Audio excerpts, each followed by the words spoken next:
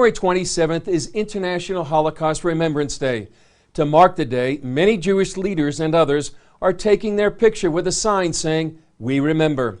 It's a new way of commemorating the lives of 6 million Jews who lost their lives in the Holocaust.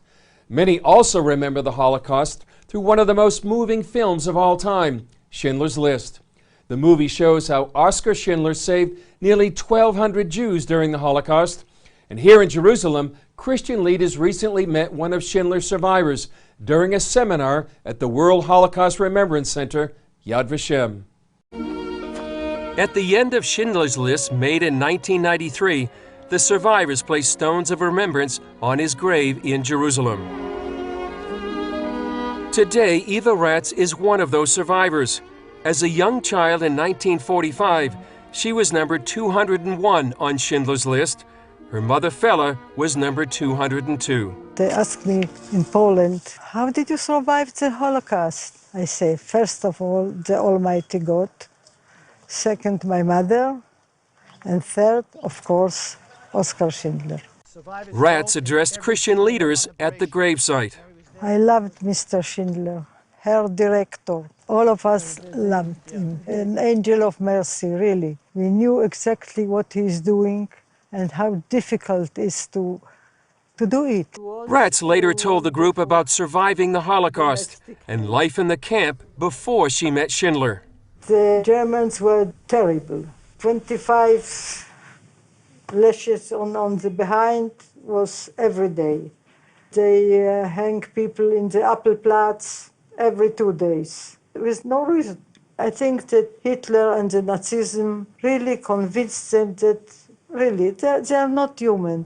These Christian leaders came as part of a seminar hosted by Yad Vashem and the Museum of the Bible. We think about the Holocaust, the church was silent.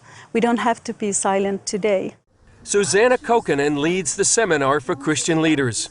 This seminar is for Christian leaders to learn about anti-Semitism, the Holocaust, and Israel today. When we think about anti-Semitism, we used to think about it in the past, but now in the past few years we have seen how much it's rising all over the world. So we understand that suddenly this topic is very urgent, and it's really important for church leaders to understand what's happening. The 10-day seminar had a deep impact on the visiting Christian leaders. I would say this seminar has been a life-changing experience. It has been a stretch spiritually, intellectually, emotionally. Has really impacted my view of the history of the Jewish people. To be here in the land, to meet the people, to meet the survivors, it's been quite a moving experience. Pastor Josh Phillips plans to take home a new passion. A love for Israel and the Jewish people that I didn't know I had, I didn't know I needed, but a desire to be a partner and an advocate for Israel, for the Jewish people. Yet Kokkonen believes much of the church is still silent. I see the silence of the church. We are silent about anti-Semitism, and that same conspiracy of silence also exists with regard to the persecution of the Christians. More Christians are being murdered every day than Jews. We need each other.